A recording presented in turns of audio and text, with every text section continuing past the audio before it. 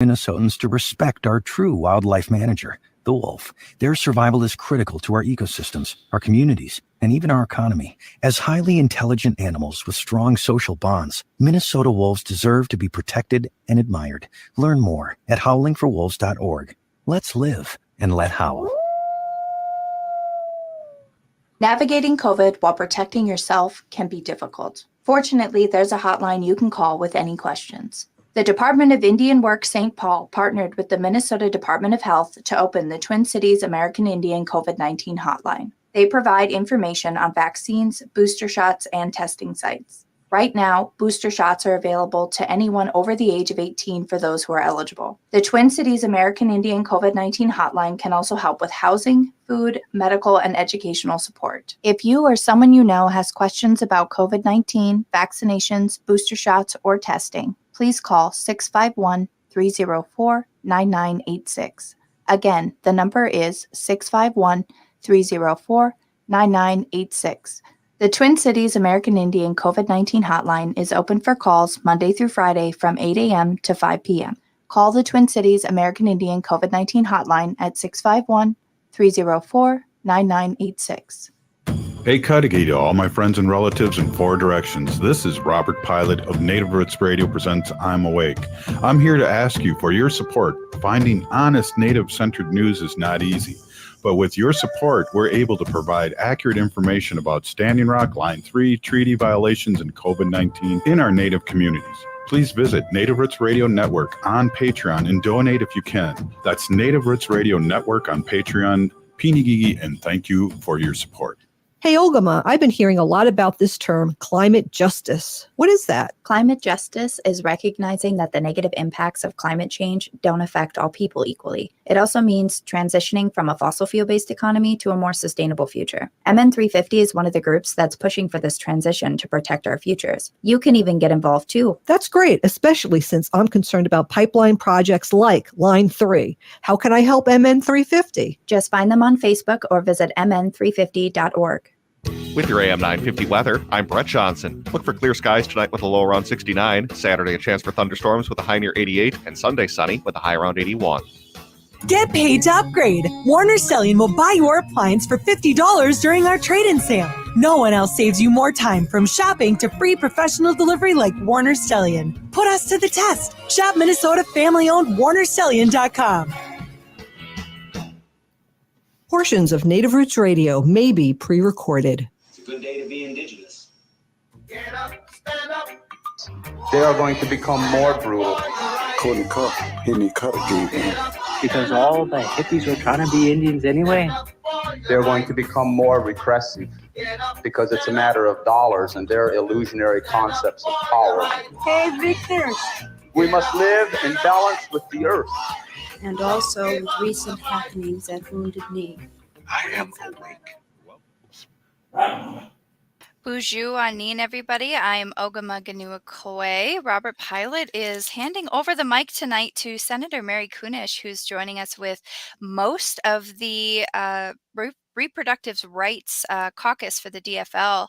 And I just wanted to let everybody know that this portion of the show is brought to you by the Minnesota Indian Women's Sexual Assault Coalition. Senator Kunesh, would you like to introduce your guest tonight?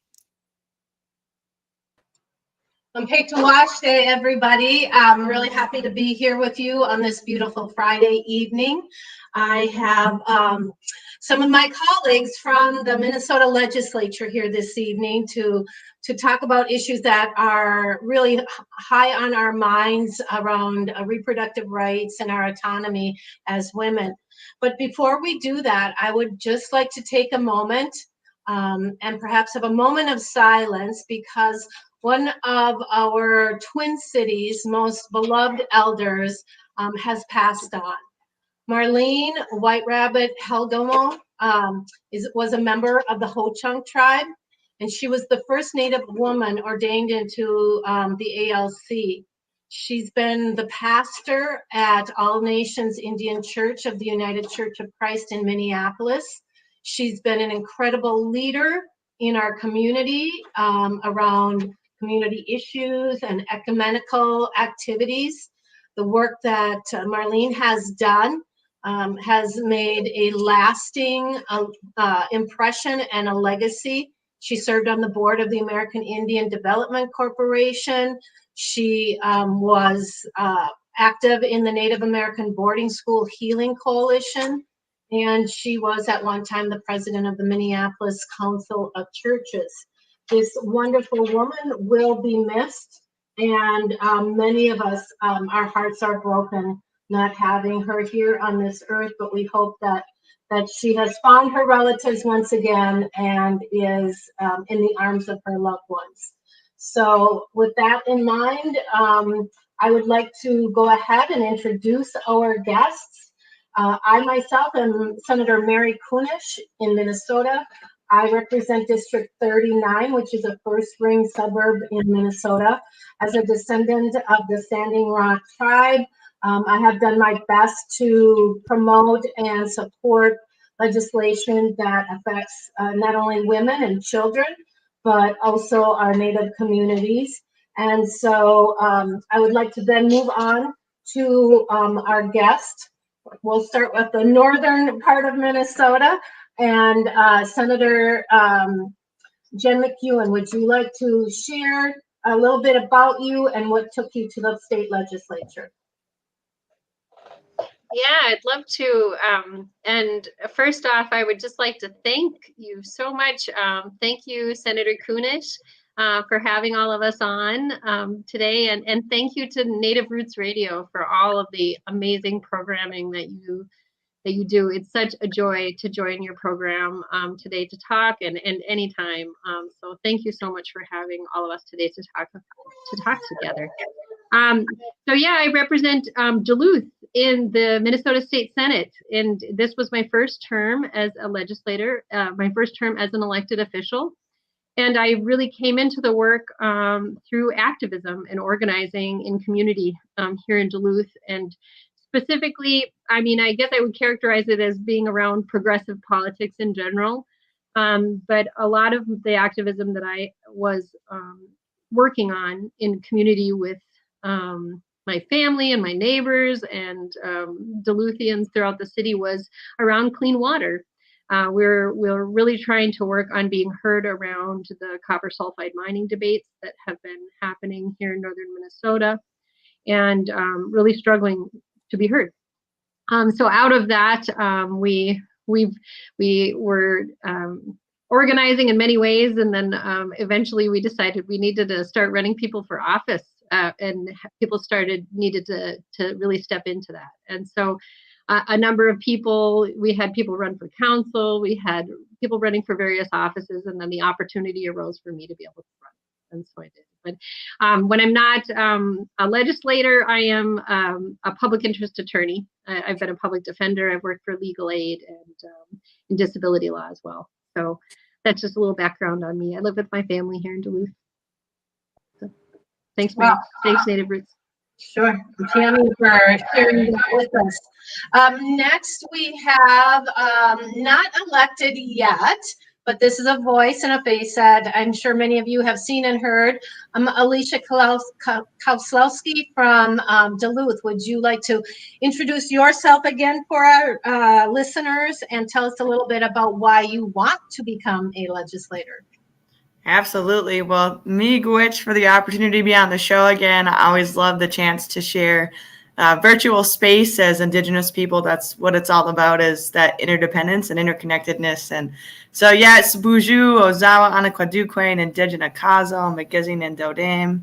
My English name is Alicia Kozlowski, and I spent most of my life in Grand Portage. Duluth. I'm from the Grand Portage and Fond du Lac reservations. Also, really proud Mexican American. And I live here in Duluth with my partner, Samantha, and our strong-standing 8-year-old daughter, Kat. Really proud also to be a two-spirit member of the LGBTQ community, which is also a really important piece of this reproductive justice conversation, and what drew me to ultimately being now the DFL endorsed candidate for the Minnesota House in District 8B, so Eastern Duluth.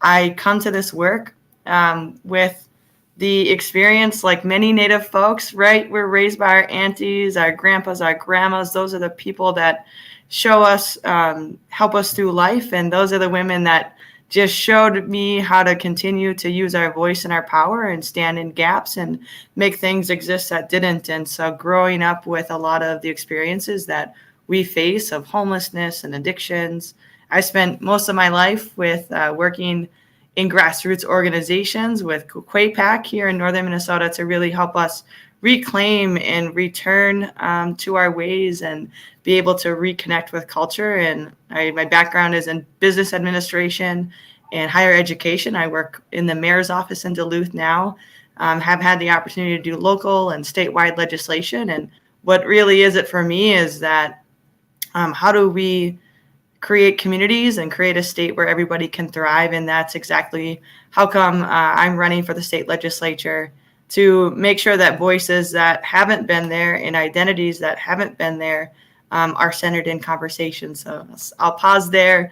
Humongous miigwech. Thank you. So happy you were able to join us tonight, Alicia. And then we have Representative Kelly Morrison, Dr. Kelly Morrison. Kelly, do you want to tell us a little bit about you? Sure. Thank you, Mary. I'm really honored to join tonight. And Alicia, I'm glad to meet you virtually. I've heard so much about you. I'm excited to meet you in person.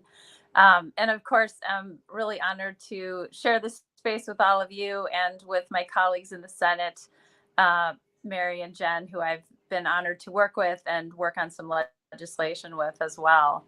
So I represent, I'm finishing my second term in the Minnesota House, and I represent 33B, District 33B, which is 10 communities in the western suburbs of Minneapolis in the Lake Minnetonka area.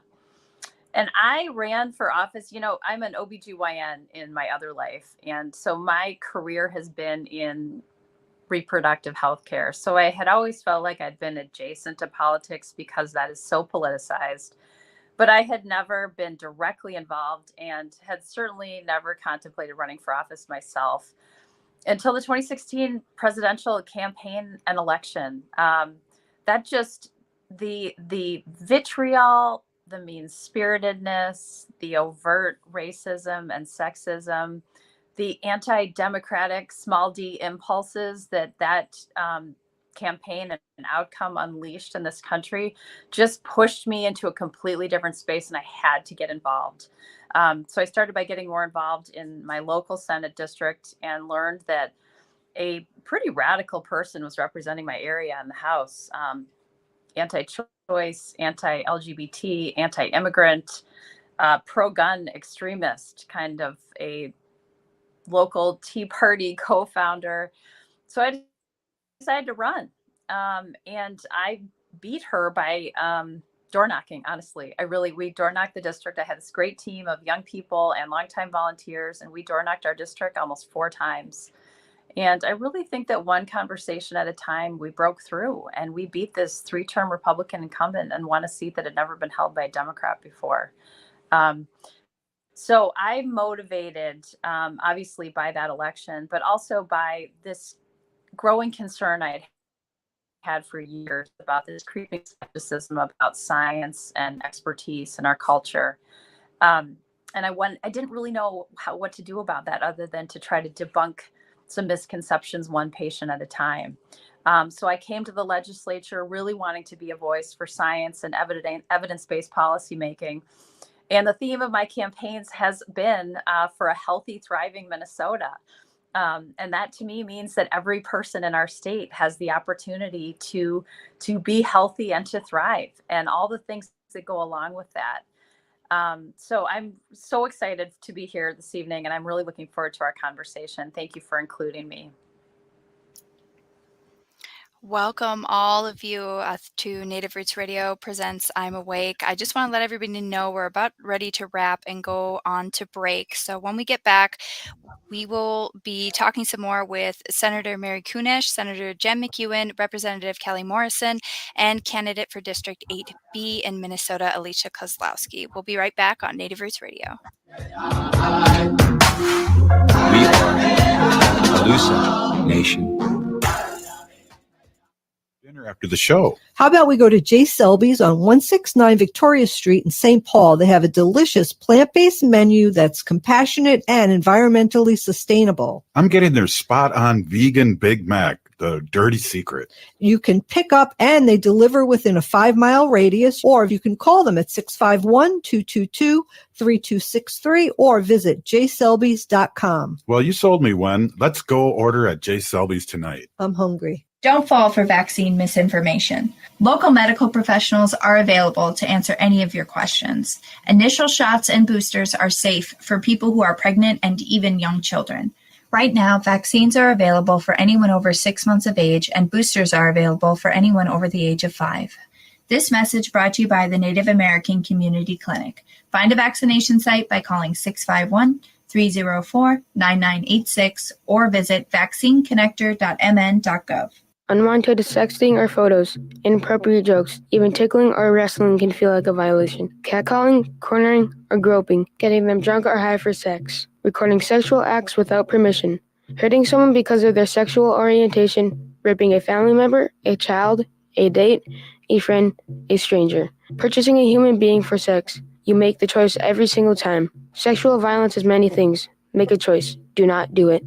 Sponsored by the Minnesota Indian Women's Sexual Assault Coalition. Hey, Ogama, I've been hearing a lot about this term, climate justice. What is that? Climate justice is recognizing that the negative impacts of climate change don't affect all people equally. It also means transitioning from a fossil fuel-based economy to a more sustainable future. MN350 is one of the groups that's pushing for this transition to protect our futures. You can even get involved too. That's great, especially since I'm concerned about pipeline projects like Line 3. How can I help MN350? Just find them on Facebook or visit mn350.org. Hi, I'm Jane Fonda, and you're listening to Native Roots Radio. Welcome back to Native Roots Radio. I'm Ogama Ganuakwe, and we have Senator Mary Kunesh taking over Native Roots Radio tonight for Robert Pilot, and she has brought some wonderful guests with her today. Mary, why don't you share one more time who our guests are tonight, and then we'll carry on our awesome conversation. Sure. We have Senator Jen McEwen and candidate Alicia Kozlowski from Duluth, and we have Representative with a Senate candidate, Dr. Kelly Morrison with us, and we're talking about reproductive freedom and the rights to women to make the choice of how and when they would like to start their families or take control of their own bodies. And just for a little bit of context, we elected officials, the three of us that are elected, are members of our Minnesota's legislature's first Reproductive Freedom Caucus. And we established this caucus due to the wave of efforts way back in September of last year to limit abortion rights. And we saw what was happening in Texas.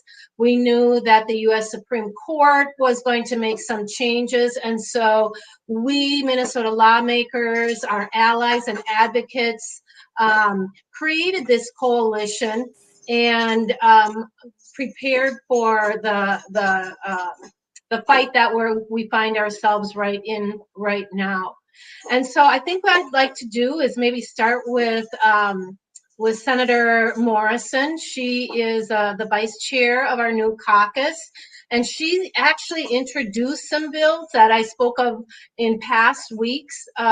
She introduced some bills last year that put state law protections for Minnesota rights to contraception, the right to carry a pregnancy to term, and the right to an abortion. And so, Representative Morrison, would you please maybe bring everybody up to speed a little bit about how and why and the work that you have been leading in this Reproductive Freedom Caucus?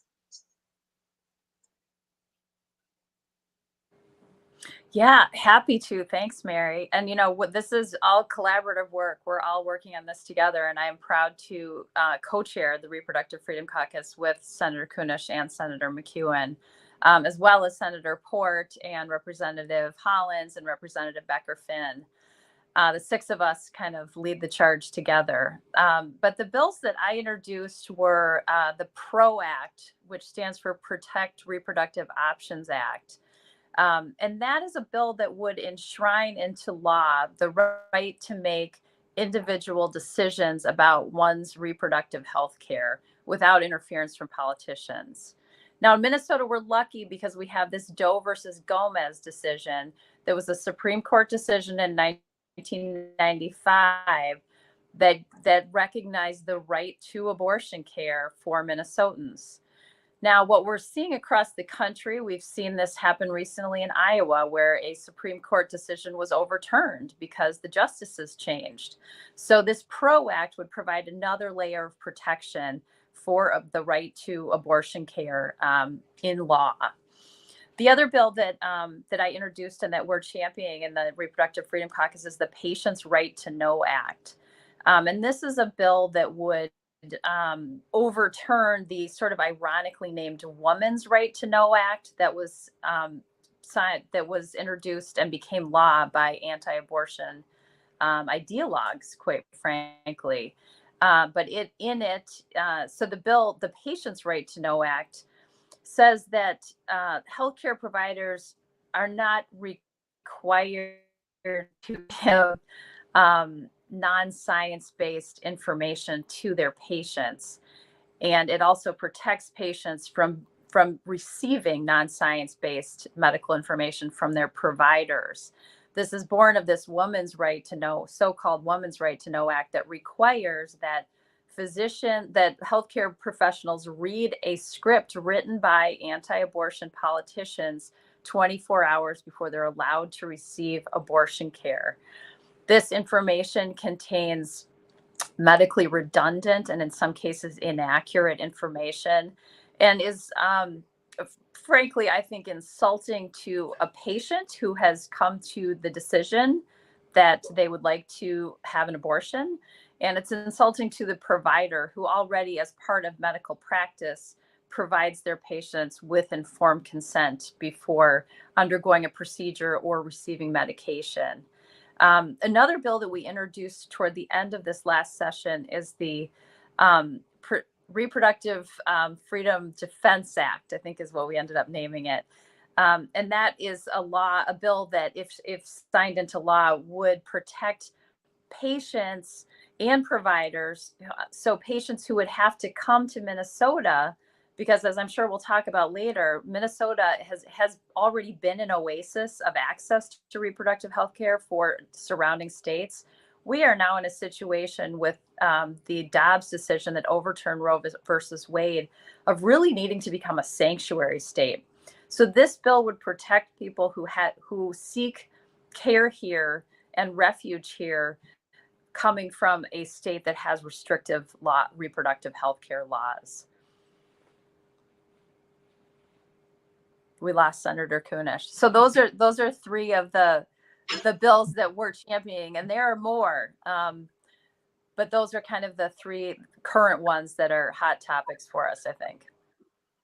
Those are three really important laws as well, because they just enshrine and they codify in our state government these protections. And I know there are other states that are scrambling to do that. Senator McEwen, you have a legalese, you are a strong champion. How is your community reacting to this kind of legislation that's taking us across the nation? Yeah, I think I've observed kind of two parts that a lot of us are feeling. And one, of course, is a sort of feeling of horrifying, that this is horrifying. It's very scary. And to imagine and to know that we're in a situation now where our Supreme Court has decided that these basic human rights that people who can bear children, who have the ability to bear children, that they're going to allow people in states to just vote and decide whether or not they have to, whether they're going to acknowledge those human rights. That's not how we do things. Our basic rights aren't something that your neighbor should be able to weigh in on and decide if they're going to acknowledge that right. These are basic human rights. So up here in Duluth, I think, and I'd be interested to hear what Alicia has to say about this as well, but I've observed a sense of really people feeling horrified, but also then the second piece is this real sense of fierce determination that people are ready to fight for our rights and also fight for others' rights, really stand up and make sure that Minnesota is going to be a bulwark and a place where people can come and be safe and protected. Well, we have a minute before we go to break, but it's not just the ability to choose abortion or reproductive, but what are some of the other things that are also being challenged, perhaps? Yeah, thanks for that. I mean, there's been a lot of talk about this, and of course, reproductive rights are comprehensive, and it really means the ability to choose to have a child, if that's what you want to do, and raise a child in a healthy environment, in a safe place, and be supported in your health, in your child's health, or to decide not to continue with the pregnancy, to have your education that you need to be able to empower yourself around your reproductive health. All of that is the whole comprehensive package of what reproductive health and justice means. But what we've seen legally in this decision and what is really frightening a lot of people is that this is really opening the door to a lot of other scary possibilities. And people are afraid that because of the way that this decision was structured, that we'll see other rights fall as well. We'll talk more about that when we come back. Yes, you're listening to Native Roots Radio presents I'm Awake. We'll be right back. J&S Bean Factory is a Native-owned, community-supported, cozy, artsy coffee shop which offers roasted on-site beans, live music, and baked goods. Relax in the beautiful outside patio. City Pages writes, voted top 10 coffee shops. Tucked into a quiet corner of St. Paul's Highland Park neighborhood, this coffee shop roasts beans on-site from the best coffee-growing countries in the world. Located at 1518 Randolph Avenue, St. Paul. The good stuff. Would you let animals pick your insurance? Do you really need to experience mayhem to get the best rates? Or how about a celebrity quarterback or fake university saving you money? There's a lot of marketing stunts when it comes to insurance, but what you really need is someone looking out for you. Call Array Insurance, and they will work hard to find you the best insurance coverage and rates. So avoid gimmicks and call Cheryl at Array, 763-504-3067 or arrayinsurance.com. Array Insurance, working hard for you. Summer is going fast, but Next Chapter Booksellers has everything you need to keep up with your summer reading. From the hottest new titles to timeless classics, Next Chapter Booksellers has something for any taste, and their friendly staff are great at making recommendations for the perfect summer read for you or your loved ones. Plus, Next Chapter Booksellers has a wide variety of puzzles and games for those rainy days. So keep up with your summer reading at Next Chapter Booksellers off Snelling and Grand in St. Paul. More at nextchapterbooksellers.com. This is David from The David Pakman Show, where we expose the Hatriots, liars, and Trumpists. Weekdays at 2 p.m. on AM 950, the progressive voice of Minnesota. Hey, Kurt, check out this website for AM 950. We don't have time for that, Pat. We got to promote the Up North podcast, Saturday nights at 9. But look at all these great shows. The webpage looks like a bingo card of talk that's smart, funny, and engaging. And now they're adding the Up North podcast, Saturday nights at 9. Well, we do fit in nicely. You on Lake Minocqua, me on Lake Wissota. Just some Midwestern common sense and a little subversiveness. The Up North podcast, Saturday nights at 9 on AM 950. The Park Tavern in St. Louis Park is your summer destination. The patio is amazing, perfect for you and your friends to grab dinner and drinks. Enjoy a game of cornhole while you indulge in the great food. The full Park Tavern menu is available outside. The Park Tavern also has live music on the patio every Tuesday, Wednesday, Thursday, and even some Mondays through the summer. Reservations are highly recommended. And if the weather does turn, the bowling lanes at the Park Tavern are always open and are spectacular. On Louisiana Avenue, north of Highway 7 in St. Louis Park, the perfect summer is waiting for you at the Park Tavern. 2022 continues to be a hot real estate market, and any advantage you gain could net you thousands of dollars. If you do plan to move at some point, installing a system from All Energy Solar could increase your resale value and help you sell your home faster. Energy costs will not be going down anytime soon, so a property with a solar energy system could make it much more attractive to potential buyers. Buyers consider electric bills when buying a home, and installing solar panels is viewed as an upgrade. Each kilowatt of solar energy could increase the resale value of your home by thousands of dollars. And even when you sell your home, you'll likely recoup the cost of switching to solar thanks to your increased property value. So if you plan to sell your home, make your home as attractive as possible to buyers by switching to All Energy Solar. Get a free, no-obligation assessment from All Energy Solar by calling 800-620-3370 or visiting allenergysolar.com. That's allenergysolar.com. With your AM 950 weather, I'm Brett Johnson. Look for clear skies tonight with a low around 69. Saturday, a chance for thunderstorms with a high near 88. And Sunday, sunny with a high around 81.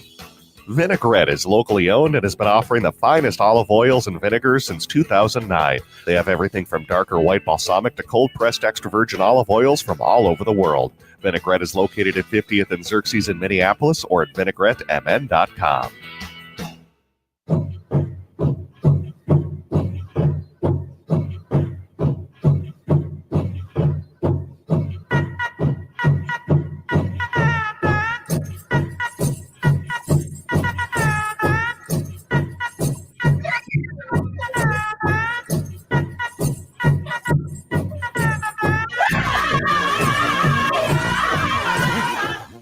Welcome back to Native Roots Radio presents I'm Awake. I am Ogama Ganua-Kwe. I want to let you know that this portion of the show is brought to you by Native Roots Trading Post. Native Roots Trading Post will be at the Minnesota State Fair this year from August 25th through September 5th. Today we have Senator Mary Kunesh hosting for Native Roots Radio. Welcome back, Senator Kunesh, and let's continue our conversation with the Minnesota DFL Reproductive Freedom Caucus. Thank you again, Ogama, for helping us out with this news thing tonight. You know, it's important to also recognize, being that this is Native Roots Radio, that when it comes to abortion in our Native communities, we have to remember that traditionally in our Native American communities, matters that pertain to women have always been the business of the women. And the decisions concerning a woman's reproductive health were left up to her as an individual. And her decision was respected. And we're seeing that decay of the ability to make those decisions and the respect that we should be having as we go through these difficult times. Oftentimes, and this is happening all around the country, a woman turns to other women within her society for advice, for mentoring and assistance, especially concerning reproductive health. So within our Native traditional societies and our language, there's not really a word that's equivalent to abortion, but traditionally our elders that are knowledgeable about reproductive health matters would refer to a woman and knowing about herbs and methods to use to make her period come. And that was really important back in the day, because if there was not food, if they were in a war situation and it was not time to have children, women could control their reproduction. And so Senator McEwen talked a little bit about the feelings that she's sensing in the communities that she represents. Alicia, how are you, or what are you hearing, or how are you feeling about these threats to roll back our reproductive rights, the autonomy as women, as Indigenous women? What are your thoughts and feelings, and what are you hearing? Yes, thank you so much. And also, I just want to reiterate our gratitude for the Reproductive Freedom Caucus and your leadership, because every day I'm at the doors in Eastern Duluth. I would represent the 16 precincts, and it is number one when I'm at the doors of people who, as Senator Jen McEwen expressed, people are scared, people feel despair, hopeless, they feel really angry, a deep grief. And I think, as we have experienced, sometimes it's hard to even articulate, and it comes out in all kinds of twisty sideways, because what I really think it comes down to is that these bans and the strippings of our rights that go beyond abortion, that impact our body. And as you mentioned, we're on Native Roots Radio as Indigenous people, but I think also as women and people who can become pregnant collectively, that, this is about who has power over us, who has authority to make decisions for us, and who can control how our future is going to be. And as Indigenous people, we know sovereignty, body sovereignty is everything. And my 8-year-old daughter said to me the other day, hey, how is it that somebody can say what to do with our body, but then what if somebody comes along and says our family can't be our family? I like our queer family. And so as we heard, voting rights are on the line, trans and LGBTQ rights.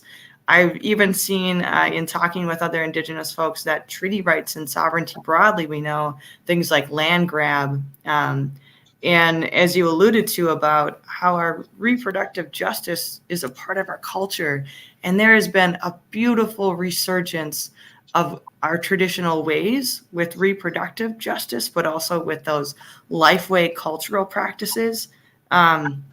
Indigenous people going into healthcare, Indigenous people going into these spaces so that we can pick that up and have that autonomy over our body and over our lifeways. And right now, I think people are really, really scared. And that's one of the things that would be my first order of business if I have the opportunity to be elected, would be to join this caucus and jump into this work. We know that our history with the U.S. government and with government in general has led to us forcibly sterilizing women, especially women of color and people who can be pregnant. I know in my communities, we know aunties and mothers who were sterilized against their will, for example, when they tried to take advantage of and utilize programs for low-income folks, up to 42%. I've seen numbers of Native women in childbearing age were forcibly sterilized. And so there's a lot of interconnected grief with this, of this rolling back and going back. That also in Duluth, I'll just add that, places we have got to continue to invest and support the community care that has been there and will continue to be there. Clinics like WE Health Clinic, Planned Parenthood, that with this influx of abortion care, there are also central providers for our trans and gender expansive community members to seek comprehensive and gender affirming care.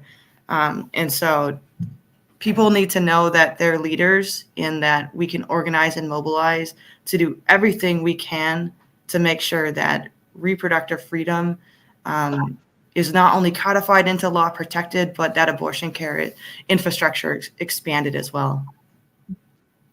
Thank you. That was really heartfelt, and it was certainly culturally relevant to not only the constituents that you hope to represent, but to our Indigenous community as well.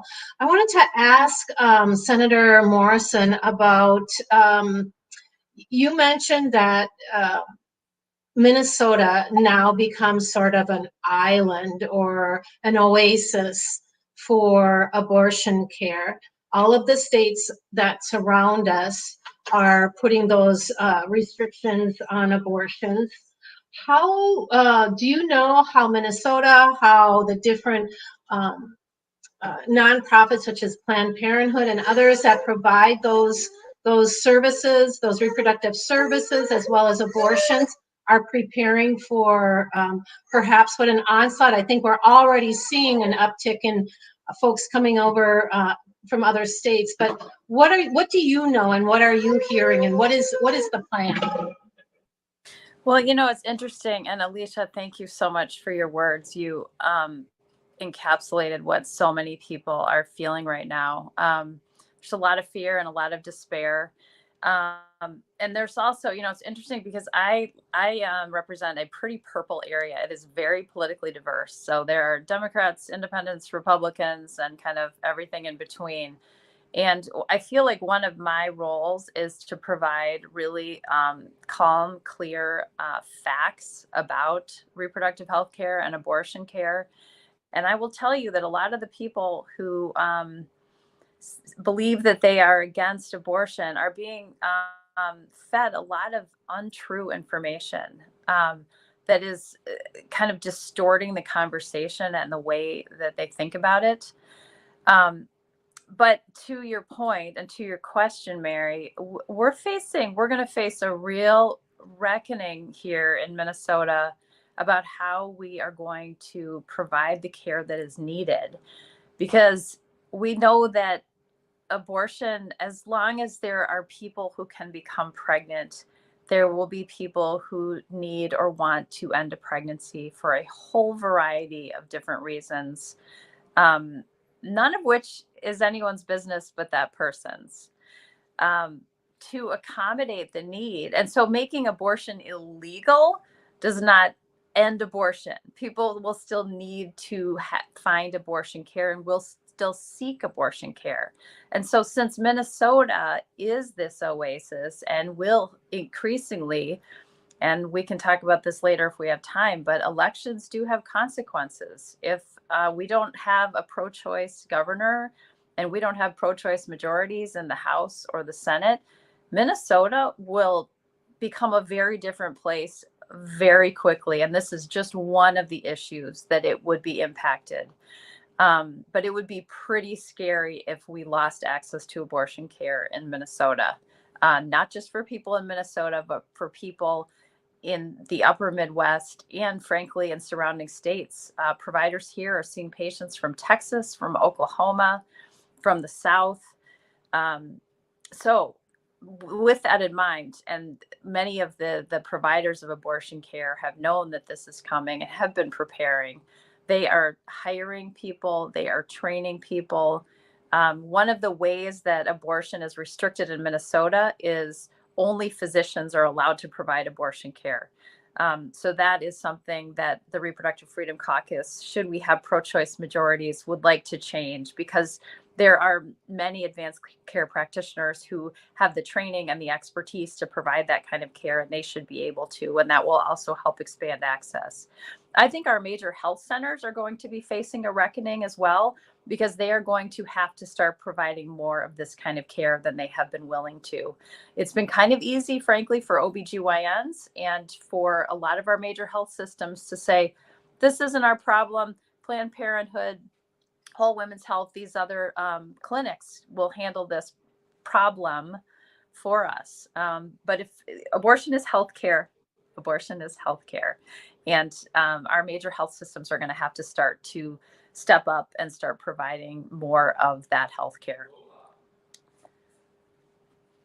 I, for one, thank you very much for all that information. And I am so absolutely relieved and thrilled that we have women and women doctors such as yourself, OBGYN, as well as such a common sense legislator leading this mission. And you certainly have empowered many of us to do the things that we need to do to ensure that everyone has access to those basic human rights.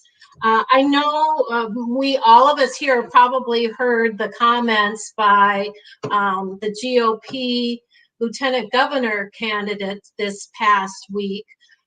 He was speaking to the National Right to Life Conference, and he made comments about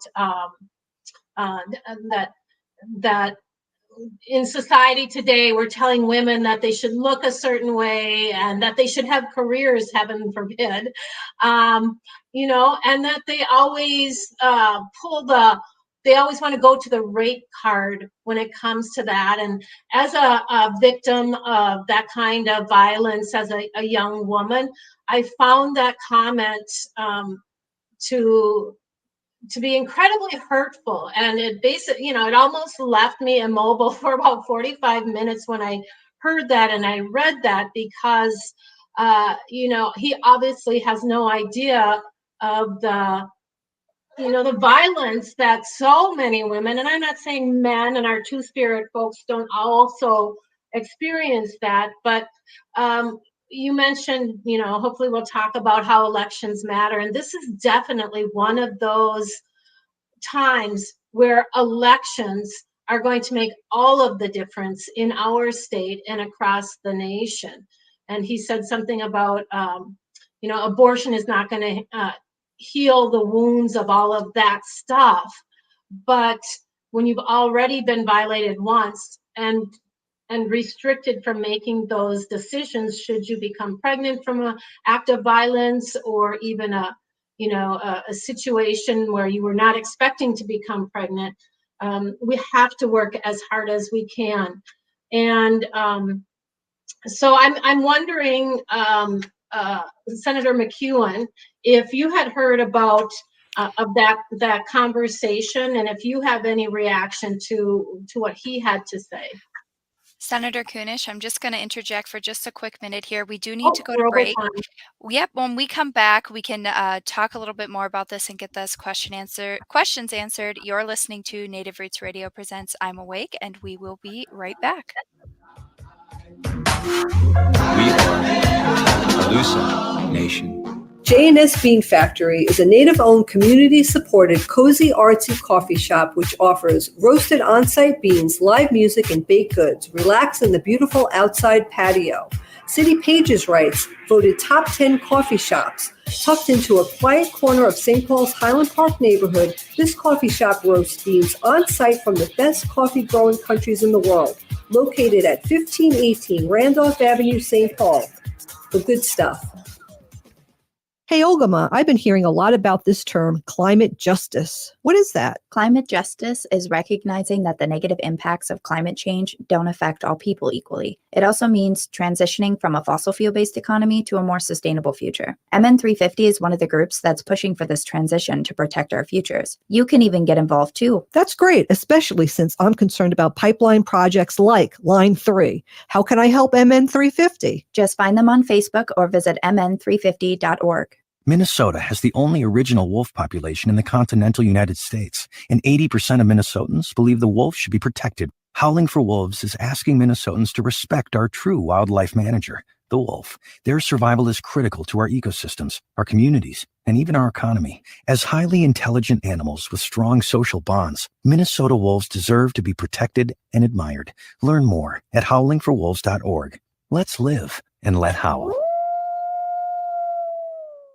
If the statistics say that 1 in 3 Native women and 1 in 6 Native men have experienced sexual assault in their lifetime, it means our whole community is affected by sexual violence. 1 is too many. Don't stand by, stand up. Don't engage in acts of sexual violence, and shut down the dirty jokes, the gossip, the victim blaming and shaming. As a community, we can change the way we respond. Contact the Minnesota Indian Women's Sexual Assault Coalition to attend a workshop to learn more. Sponsored by the Minnesota Indian Women's Sexual Assault Coalition. This is Winona LaDuke of Honor the Earth, and you're listening to Native Roots Radio. I'm Awake. Welcome back to Native Roots Radio presents I'm Awake. I'm Ogama Ganu-Akwe. Robert and Wendy are out tonight, and Mary Kunesh has been standing in, and she brought her the chairs of the Minnesota DFL Reproductive Freedom Caucus, and we're so grateful to her that she could bring them on today and have this really wonderful, deep discussion that we're having. Mary, are you willing to howl with me so I don't have to do it on my own? Yes, let's everybody do it together. All right. This portion of the show is brought to you by Howling for Wolves, protecting wolves for future generations. Yeah!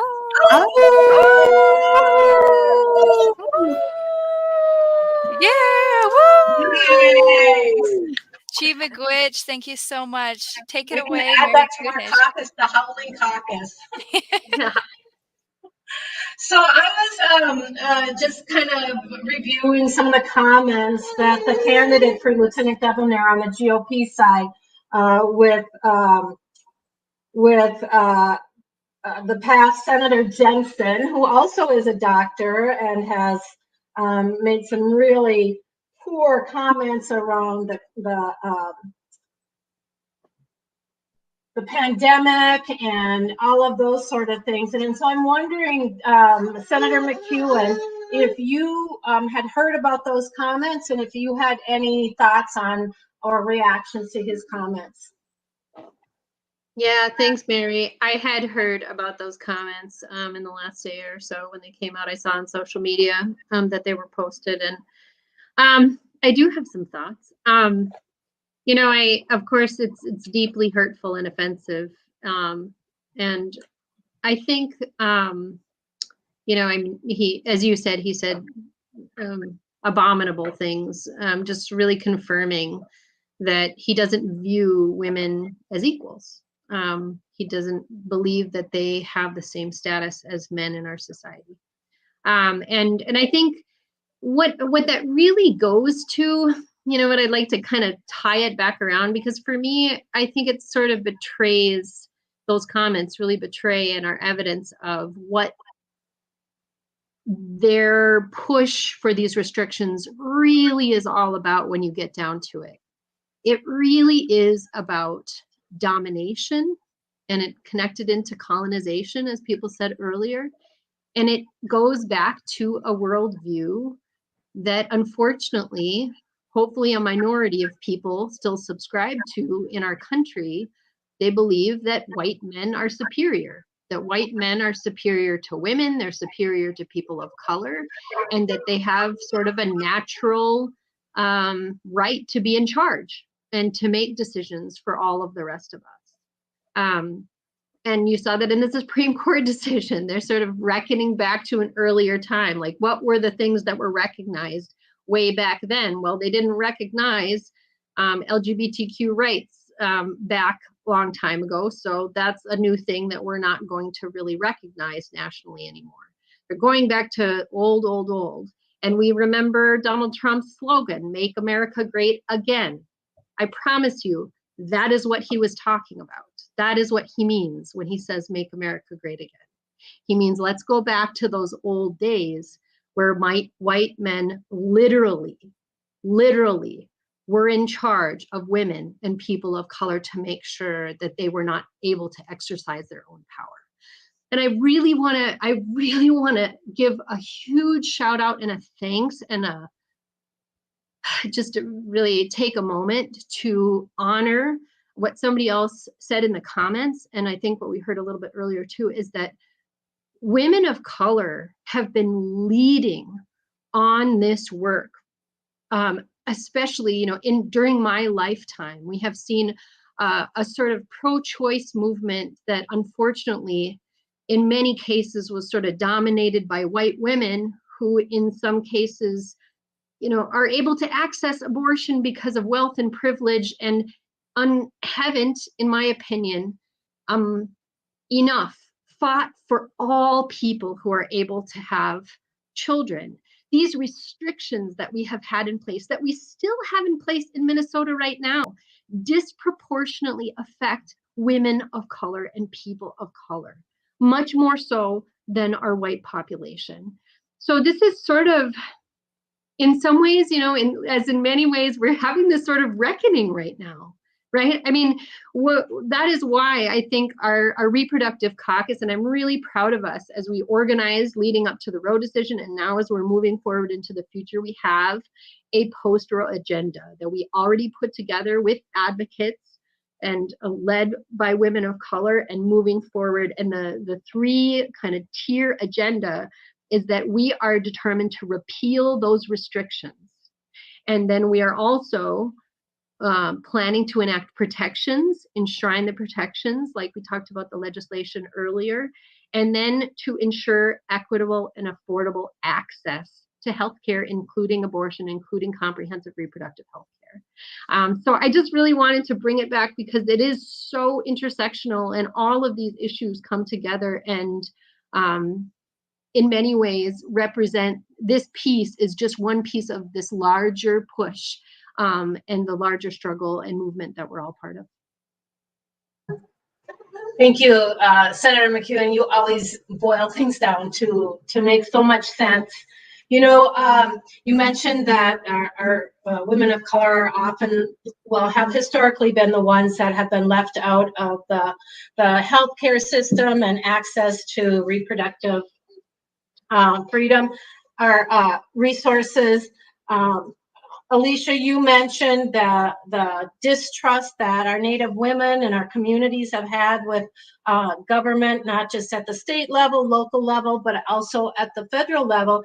And there's been a lot of discussion, or people asking me, well, couldn't the tribes just, bring it up and put it on their lands? And, after all these hundreds of years of being disenfranchised and left out of those things, I've heard from a lot of our Native folks that, too often people were not there for our Native communities, and now they expect them to be the savior in this instance. It's important to know that there's a lot of federal regulations that go on tribal land and Indian land, and that would preclude them from doing that kind of support. But I think we just have a minute left.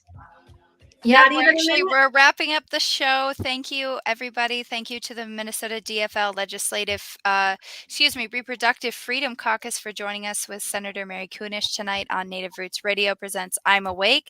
Stay tuned for us on Monday and make sure to listen to our best of this Saturday.